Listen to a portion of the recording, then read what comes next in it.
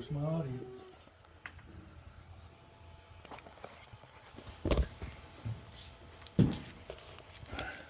First, I want to thank everybody for showing up.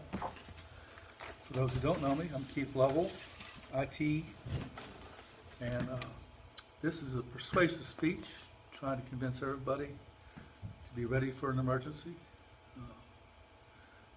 This particular emergency category would be just about anything to do with natural disasters, but there will be several categories listed that you'll see in a minute. Emergency preparation can be as simple as buying first aid kits, having basic food, water supplies, or it can be as complicated as having and storing a large amount of special long-term packaged food, water, fire building materials, water purification materials, weapons for self-defense, a long list of miscellaneous items, and maintainable shelter.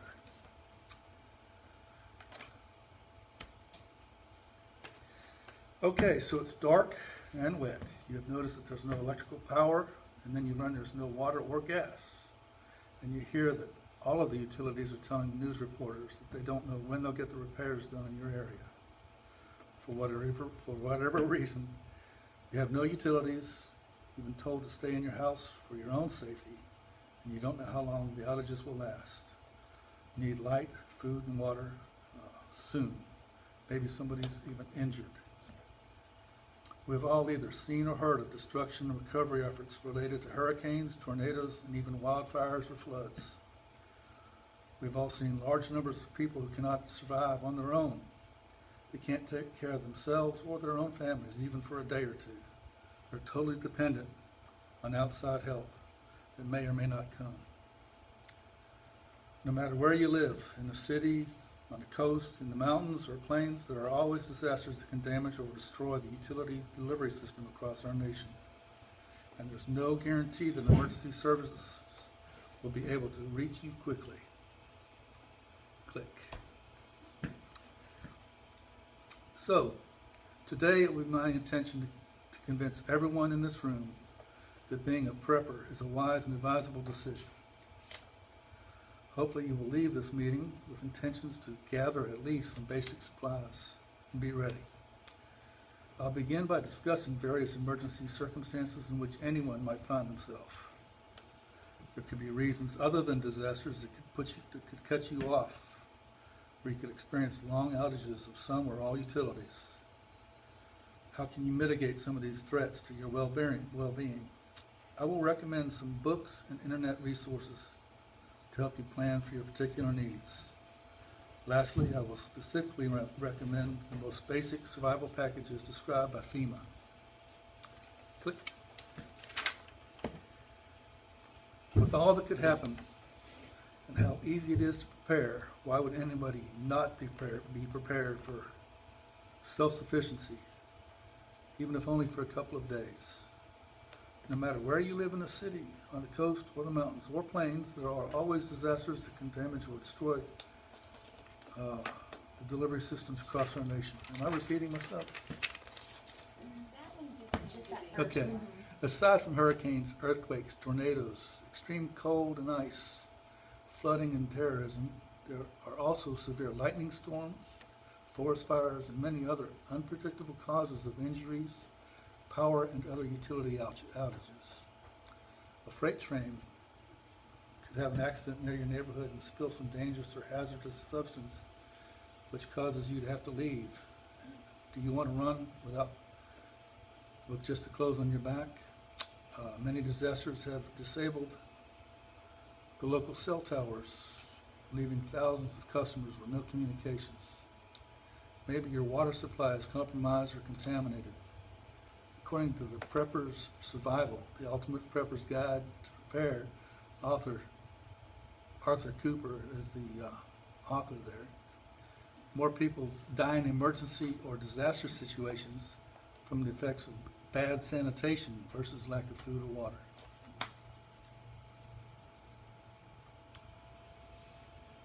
What do you need to be prepared? Click, by the way. She's me, yeah.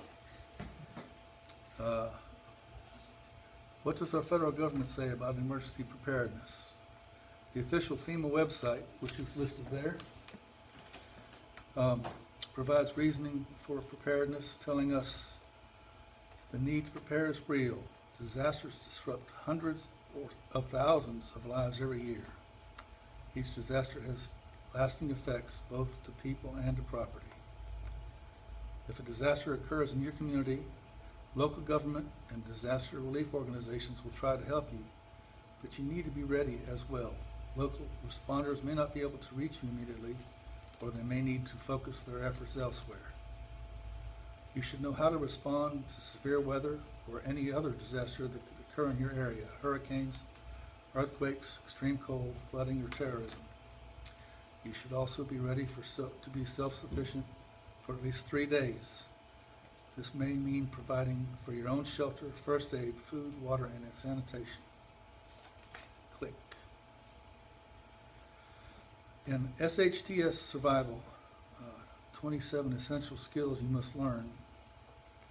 Aside from the the very first sentence states that preparation is really the most important factor in survival.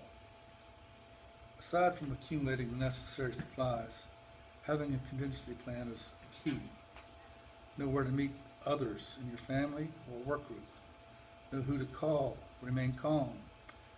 Know how to keep yourself safe, and you will likely be more successful in surviving until help arrives. This book contains several ways to ensure that you have safe drinking water. It discusses pantry items such as dry beans, breakfast bars, rice, and other protein supplies. The book recommends canned goods, but you need to have an opener that doesn't need electricity. Water add-in flavors, and it also highly recommends a supply of honey. Click.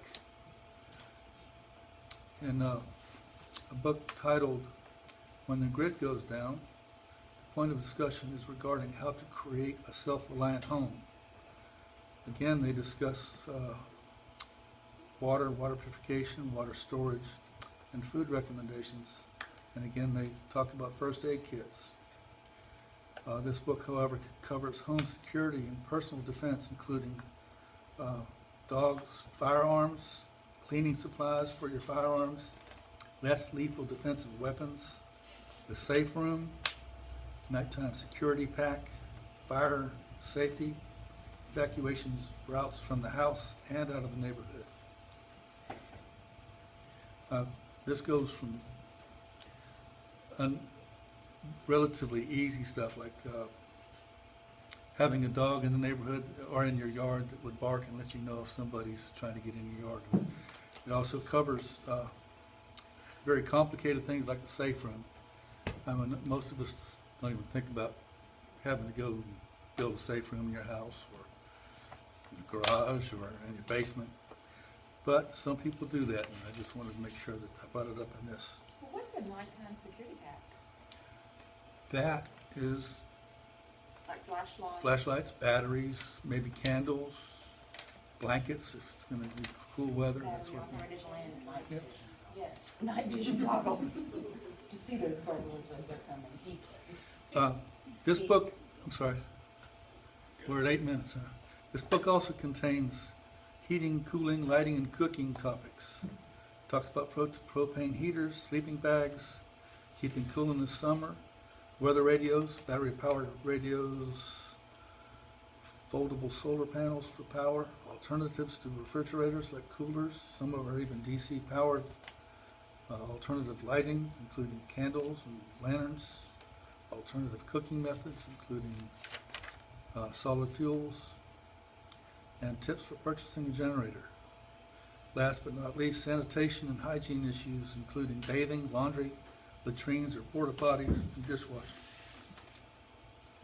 In the Ultimate Survival Manual, Prepare for Anything, Advanced Survival Tactics, written by Aaron Wingazer, the author dives deeply into advanced survival, covering topics such as animal attacks, biological attacks, chemical and nuclear weapons, radiological attacks, foraging for food and water, maybe growing your own survival garden, how to handle or how you might want to react in hostage situations, muggings and assaults, and other topics such as surviving in the wild. That's a little bit too involved for most of us, but it's there in case you want it. And if you need the reference to this book, I can get it to you. In conclusion, I don't think any of us want to be caught unprepared. So what does a person need to be ready? It's different for each person. But some of the basics are enough fresh, clean drinking water for at least 3 days. That's about 1 gallon per person per day. Food or sufficient snacks to last 4 days, including maybe beef jerky, nuts, canned goods, actual emergency food packs like you can buy in some of the outdoor stores. First aid kit that includes bandages, antibiotic dressings, band-aids, triangular materials for slings, and splint materials. You also need flashlights and lanterns, maybe some fire building materials, and blankets. There's no valid reason not to be a prepper. Who can argue that being unprepared is a good thing? Who would enjoy not being able to help a friend or a family member who is hurt, thirsty, or hungry? Depends on who that family member is. There are multiple websites out there that can help you prepare for emergencies such as we've been discussing. Many are specialized, just like these books. Some can help you establish exactly what you need for your particular circumstance. For example, we might prepare for tornadoes here, or if you're closer to the coast, you prepare for hurricanes.